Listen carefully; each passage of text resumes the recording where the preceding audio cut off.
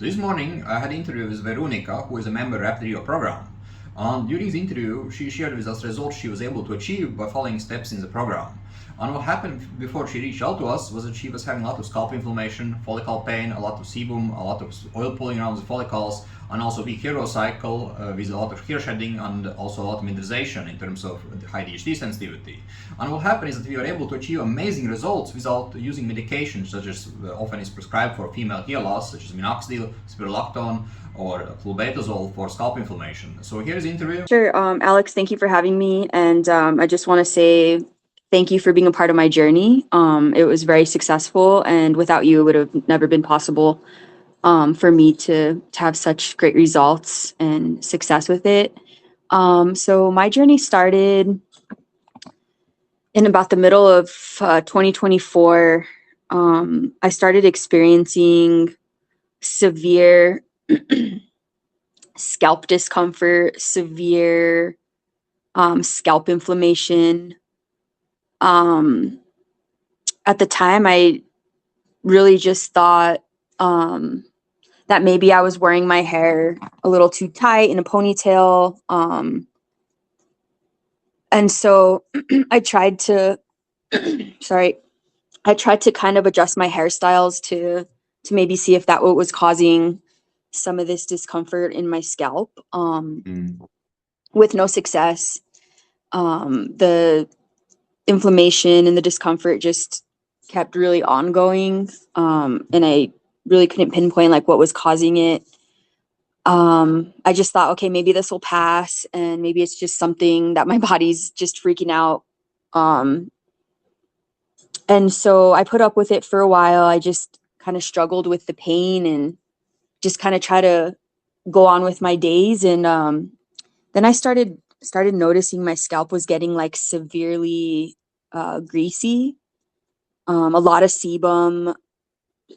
I've always had like a pretty like oily scalp. Like I have to wash my hair every day to kind of get some of that excess out, or else my hair just looks really dirty. But this was severe. It was like I would wash my hair in the morning, and by like 5 o'clock, which was like a full 8-hour day, my sideburns were like kind of dripping with oil. It was really bad, and I'm like, something's not right. Something's going on. Something's off. So at that point, I decided, okay, it's already been like 4 months had gone by, and it just wasn't resolving. It was starting to become very uncomfortable. And so I decided, okay, maybe I should just go see a dermatologist. So then I went and saw a dermatologist, and they took a look at my scalp, and they told me that things looked fine, that my scalp looked okay, and they gave me a scenario of it could be that maybe you have like a pinched nerve in your spine that could be causing this like nerve pain to be causing this like inflammation and pain in your head. And so they sent me for an x-ray to see if maybe that was the case. Got the x-ray, and everything looks fine. Everything came back normal. So they were kind of just like, well, we really have nothing to offer you. We don't know what's going on. So if this continues, just go back to your general practitioner and see if they can help you resolve it. So I was like, okay. So just kind of went on my way, and it still wasn't resolving. It was becoming very uncomfortable. I was getting severely depressed because the pain was just so bad. I wasn't able to sleep because of it. It was very uncomfortable to like lay my head on the pillow just because the pain and the inflammation was getting so bad. I didn't like my appearance because my hair was always like so drenched in sebum and in grease. And that was adding to the inflammation. So I was just kind of doing a little bit of like research on my own on like what could be happening with my body. And I guess in the algorithm, one of your videos came up on YouTube because I'd been watching some YouTube videos, and one of your videos had came up one day, and so I had seen some of your videos and was just like, oh my gosh, like this is some of the stuff that's happening to me. My scalp is very greasy and oily all the time. Like severe scalp pain, inflammation, and like some of the topics that you were hitting, I was like, this is exactly what's going on with me. And Right. so at that time, it had already been like, man, I think I was already going on like 8 months of dealing with this. And so I was just like, nobody's helping me. My doctors have no idea what's going on. Um, and so that's when I reached out to you. I was so desperate to get some relief from whatever was going on. And so that's when I reached out to you, and we got a consultation going, and I was like, Mhm. okay, I'm willing to try this. Let's check it out and see, because nobody else was helping me. And so that's Right. where the journey started. Yeah. And before, when you went to the dermatologist, for example, like, did you mention also about the oiliness on sebums that you had on your scalp to them? I did. Yeah, they told me it could just be like hormonal, that it could be like Mhm. my hormones causing a shift. But that was Right. really it. There was really like no solution for it. To the naked eye, because they really didn't look at it under a microscope, but like to the naked eye, to them it looked fine. It looked okay. Mhm. And so they kind of just set me on my way. Right. I see. And before you started the program, you did have a treatment as well, right? Like, what was the treatment before you reach out to me on what effect it had for you? Um, oh, sorry, Alex, I forgot to mention, with all of this, like my hair started shedding significantly. That was a key piece that I left out, is that with the inflammation and with the sebum, my hair was just falling out like in clumps. It was getting pretty bad. It was getting I was getting really worried about more the hair loss, I think, than anything Right. else, because as a female, that's your identity. And so it really took a toll on me. And so before I reached out to you, I'd tried a trial of oral minoxidil, and Right. I did that for about 4 months, and then I started having side effects from it, like heart palpitations and like dizziness. And so I was like, okay, this is not going to work for me. So I just stopped doing that. And then I was also sent off um, with some steroid creams, like to just try as a Mhm. trial, and tried it a couple times, and it really didn't work. So I kind of just shelved the medication and just kind of kept it there in Mhm. case. Right. Mhm. But that was really it. Yeah, that was all I had really tried at the time. On those steroid creams and minoxidil in pill form, like, was it something you got from dermatologist or was it something you got from doctor?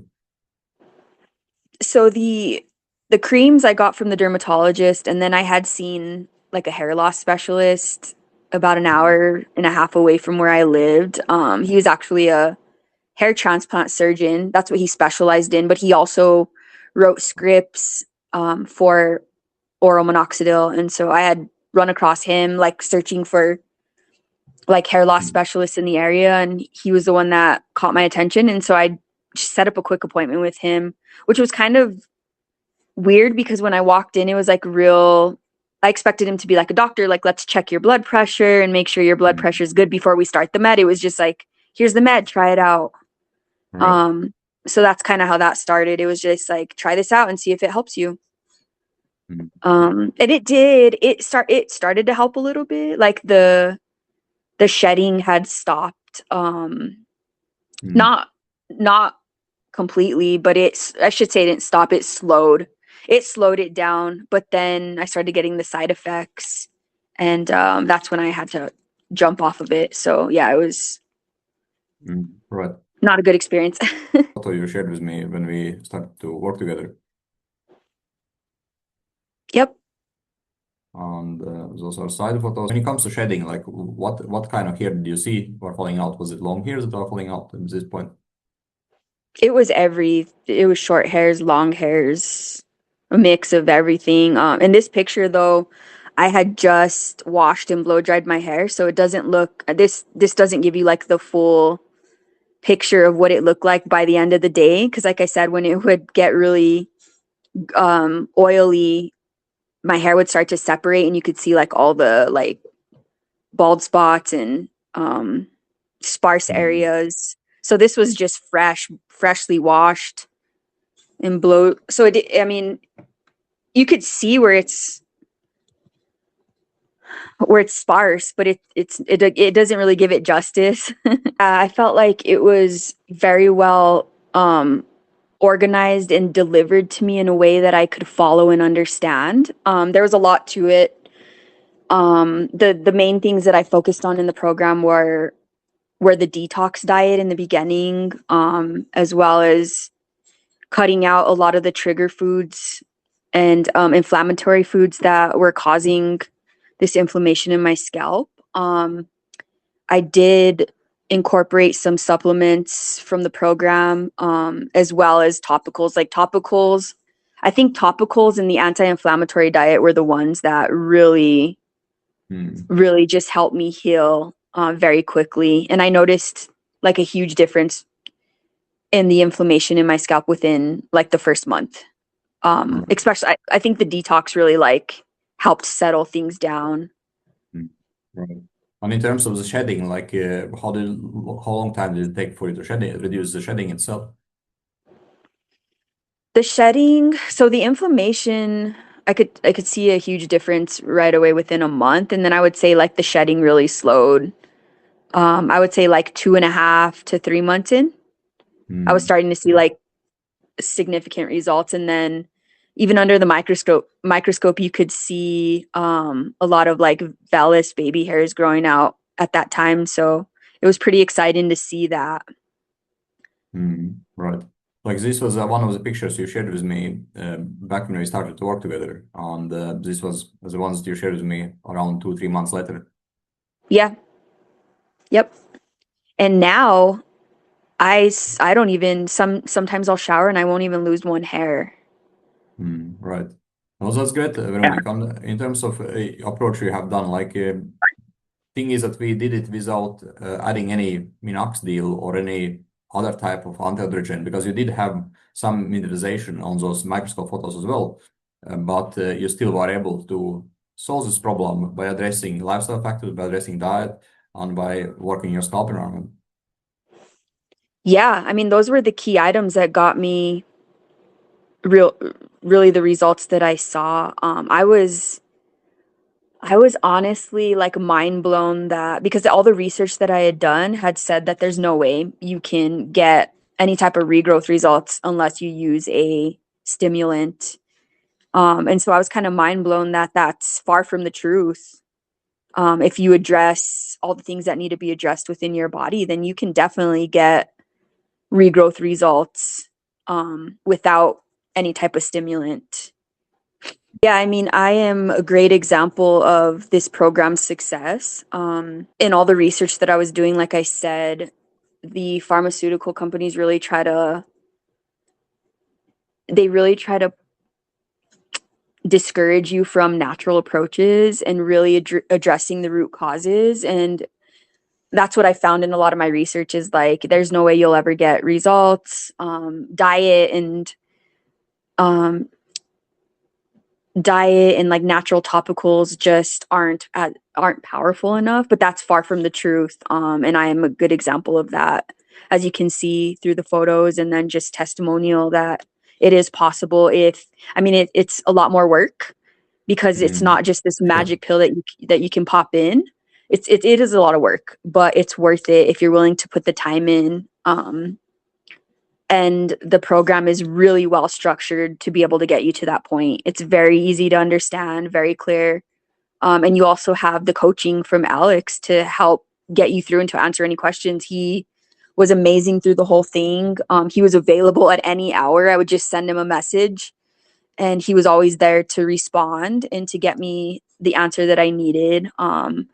Even if it was things not directly related to the program, like for mental health. Well, mental health is part of the program because obviously you want to reduce as much stress and anxiety and all those other things to be able to have better results. So sometimes I would ask questions about things that aren't directly related to supplements or eating.